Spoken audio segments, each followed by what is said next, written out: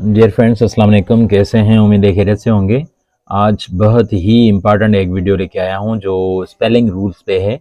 तकरीबन स्पेलिंग के काफ़ी रूल्स हैं, लेकिन मैंने टॉप 5 स्पेलिंग रूल्स सेलेक्ट किए हैं आपके लिए, ताकि आपको स्पेलिंग पे ग्रिप हो जाए। अगर कोई भी वर्ड आ जाए, मिसाल के तौर पर रिसीव, RECEIVE, रिसीव की स्पेलिंग ये होगी, या RECIEVE, रिसीव की स्पेलिंग ये होगी।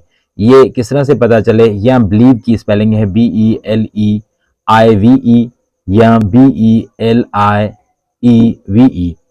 इस तरह का जो डिफरेंस है स्पेलिंग्स में, वो हम सीखने की कोशिश करेंगे। तो सबसे पहला रूल, रूल नंबर 1 या first rule of spelling. Rule number 1. Mostly CEI comes after C in English words. जब भी हम किसी भी लफ्ज में C का लेटर इस्तेमाल करेंगे, तो उसको लिखने के लिए या उसको पढ़ने के लिए उसकी जो स्पेलिंग होगी वो होगी RECEI, यानी कि RECEIVE, रिसीव। या कंसीव हम पढ़ते हैं, तो कंसीव इस तरह से होगा CONCEIVE। अगर डिसीव है तो वो डिसीव किस तरह से होगा? DECEIVE। परसीव किस तरह से होगा? PERCEIVE। Ceiling, CEILING, ceiling. Conceited, CONCEITED, conceited। deceit, DECEIT, deceit। receipt, RECEIPT, receipt। तो ये था पहला रूल, पहले रूल का पहला पार्ट। तो ये था पहले रूल का पहला पार्ट। अब हम रूल नंबर 1 का दूसरा पार्ट समझने की कोशिश करते हैं। If there is any other letter except C, then IE is used. पहले हमने जो सीखा वो ये था कि अगर सी इस्तेमाल किया जाए तो उसका अगर हम लफ्ज बनाएंगे तो CEI होगा, CEI। लेकिन अगर सी नहीं है, दूसरा पार्ट क्या है? अगर सी इस्तेमाल नहीं करते, कोई और लेटर इस्तेमाल करते हैं, तो IE होगा, EI नहीं होगा। तो कुछ सेंटेंसेस पढ़ते हैं। Believe, BELIEVE, believe. Relieve, RELIEVE, relieve. Achieve, ACHIEVE, achieve. Field, FIELD, field. Friend, FRIEND, friend. Niece, NIECE, niece. लेकिन ये जो अल्फाज हैं जो इस्तेमाल किए जाते हैं, तो इनके अलावा कुछ एक्सेप्शंस हमेशा होती हैं इंग्लिश में। कुछ ऐसे अल्फाज हैं जो एक्सेप्शन के तौर पे बनाए जाते हैं, तो वो अल्फाज भी आपकी खिदमत में पेश किए जाते हैं। Protein, protein, PROTEIN, protein. Seize, SEIZE, seize. Weird, WEIRD, weird। leisure, LEISURE, leisure। win,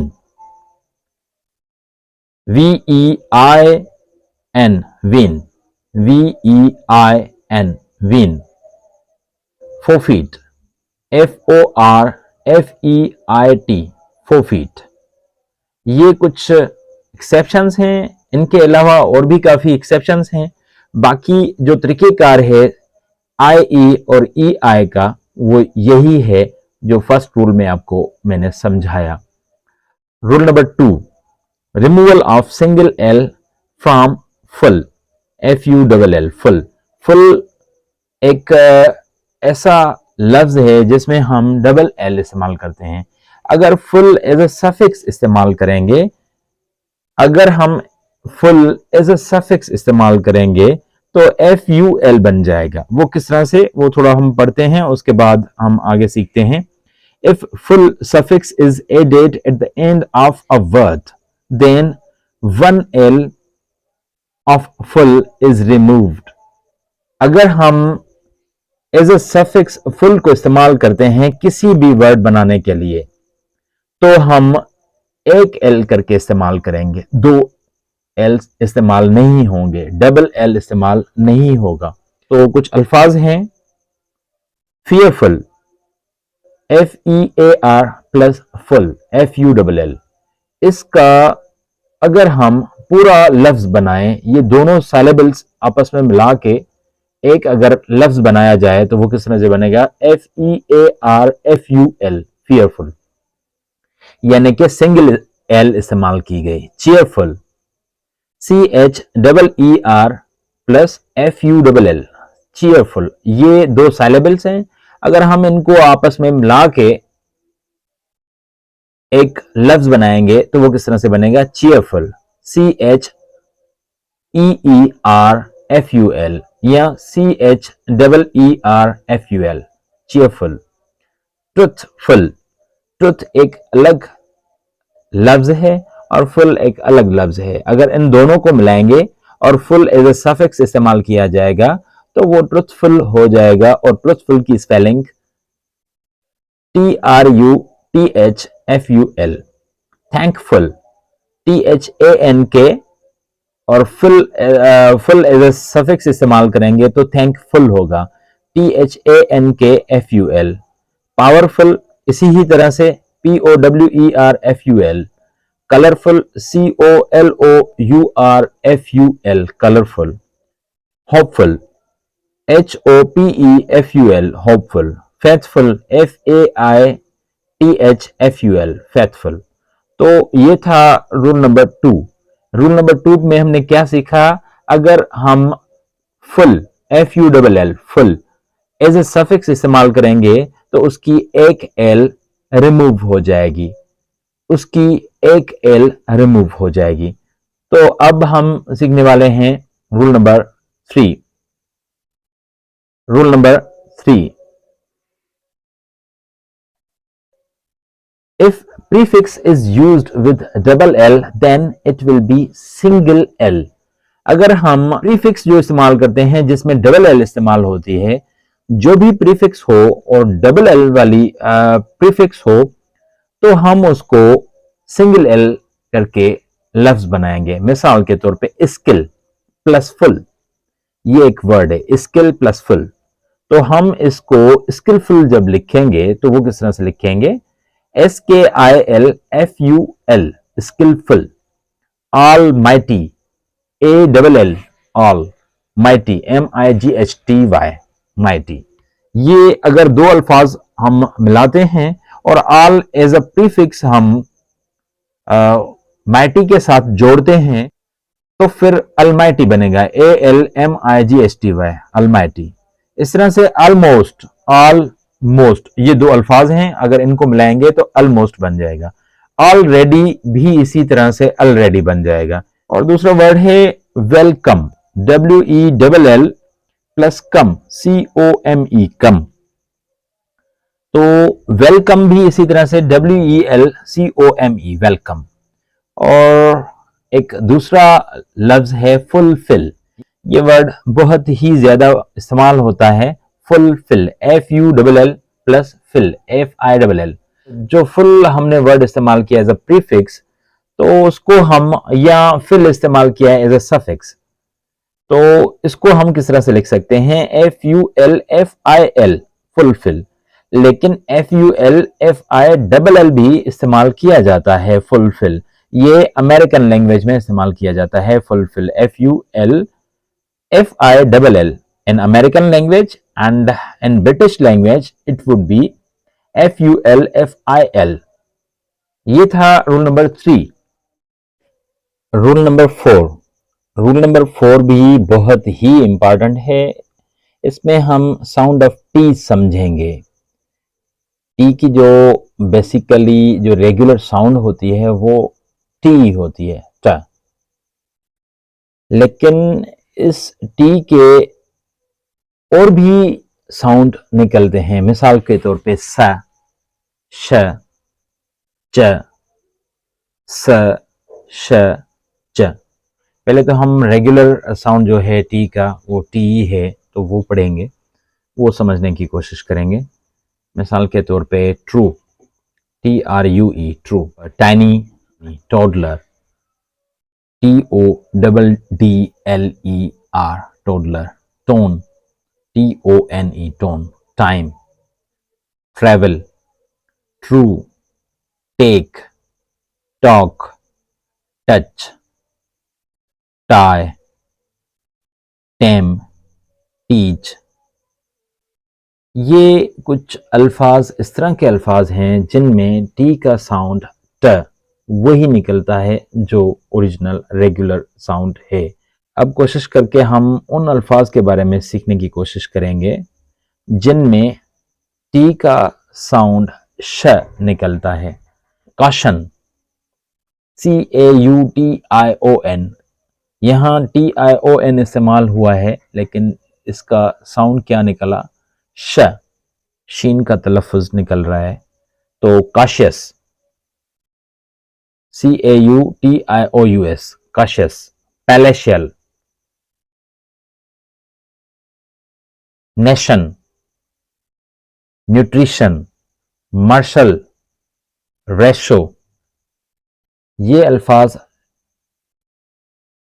हमने सीखे जिनमें टी का साउंड श का निकलता है और कुछ साउंड च के निकलते हैं। मिसाल के तौर पे actual, capture, nature, picture, moisture, nurture, posture, mutual, century. तो यहां टी का साउंड च निकला। अब रूल नंबर 5, ये एक आखिरी रूल है। वैसे रूल्स तो बहुत सारे हैं स्पेलिंग के, तो मैंने ये एज एन इंट्रोडक्शन आपको 5 रूल्स समझाए हैं। तो बाद में कुछ और रूल्स भी लेके आऊँगा स्पेलिंग के हवाले से, जिन रूल्स को सीखने के बाद आपको इंशाल्लाह कोई दुश्वारी नहीं होगी और स्पेलिंग्स पे अबूर हो जाएगा, कंट्रोल हो जाएगा और आप स्पेलिंग मिस्टेक्स बहुत कम करेंगे। Rule number 5, when there is I, E or Y after C, then the sound of C is mostly like S। ये तो एक कॉमन सी बात है, आप सबको पता भी होगा, लेकिन इस वीडियो में आप ये रिपीट कर रहे होंगे। तो सी का साउंड स निकलता है अगर सी के बाद हम आई इस्तेमाल करते हैं, ई इस्तेमाल करते हैं या वाई इस्तेमाल करते हैं। यानी कि सी के बाद अगर हम सी ई लिखते हैं तो स की आवाज़ आएगी, अगर सी आई लिखते हैं तो फिर भी स की आवाज़ आएगी, अगर सी वाई लिखते हैं तो फिर भी साउंड वही होगा, स वाला। तो कुछ अल्फाज हैं बैलेंस, यहाँ सी ई इस्तेमाल किया गया है तभी स की आवाज़ आई है। Glance, certain, citizen, device, city, policy, advice, cycle. C Y जब इस्तेमाल होता है तब भी स की आवाज़ निकलती है, सी ई इस्तेमाल किया जाता है फिर भी स की आवाज़ निकलती है, सी आई इस्तेमाल की जाती है, सी के बाद आ इस्तेमाल होती है तब भी यही स की आवाज़ निकलती है। If any other letter is used, then the sound of C will be like K. If any other letter is used, then the sound of C will be K. Other letter क्या, इसका मकसद क्या है, यानी कि I, E and Y के अलावा, except I, E, Y, अगर कोई भी लेटर इस्तेमाल किया जाएगा तो सी की आवाज़ क आएगी। मिसाल के तौर पे कट, CUT, यहाँ न आय है न ई है न वाई है, लेकिन यू है सी के बाद, तब भी आवाज क की निकलती है। इस तरह से carve, clear, topic, fact, plastic, Kate, car, care, condemn, connect, curious, common, community, cash.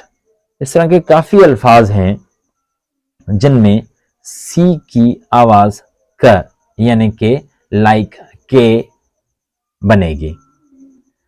तो कुछ एक्सेप्शंस हैं, वो आपको मैं बता रहा हूं।